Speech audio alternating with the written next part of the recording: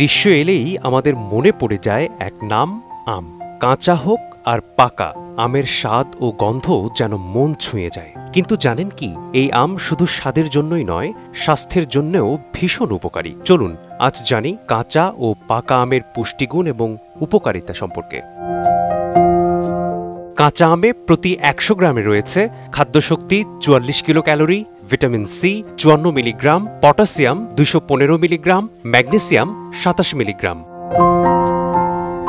কাঁচা আম শরীর ঠান্ডা রাখতে সাহায্য করে। এতে থাকা অ্যান্টিঅক্সিডেন্ট চুল ও ত্বককে উজ্জ্বল করে। গ্যালিক অ্যাসিড হজমে সহায়তা করে। গরমে ঘাম ও ক্লান্তি কমায়। তবে অতিরিক্ত খেলে হতে পারে ডায়রিয়া।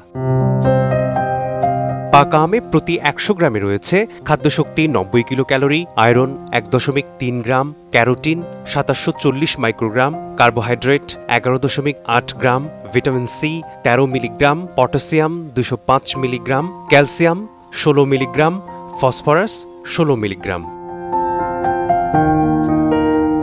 ক্যারোটিন দৃষ্টিশক্তি ভালো রাখে ও রোগ প্রতিরোধে সহায়তা করে। ছোট্ট শিশুদের জন্য পাকা আমের রস খুবই উপকারী। যাদের গ্যাস্ট্রিক আছে তারাও সহজে খেতে পারেন। এতে প্রচুর ক্যালোরি থাকায় তা শরীরকে শক্তি যোগাতে সাহায্য করে। তবে সাবধান থাকতে হবে বেশ কিছু বিষয়ে। অতিরিক্ত খেলে ওজন ও ডায়াবেটিসের ঝুঁকি বাড়ে। অ্যালার্জি থাকলে হতে পারে র্যাশ বা মুখ ফুলে যাওয়া। বেশি খেলে দেখা দিতে পারে অ্যাসিডিটি বা ডায়রিয়া। ভিটামিন এ থাকায় অতিরিক্ত গ্রহণে হতে পারে যকৃৎ ও হাড়ের ক্ষতি। রসে টইটুম্বুর আম শুধু স্বাদেই নয়, গুণে অনন্য। উপকারিতার কথা মনে রেখে আম খান, সুস্থ থাকুন। মেসবাহুল আলিফ, সময় সংবাদ।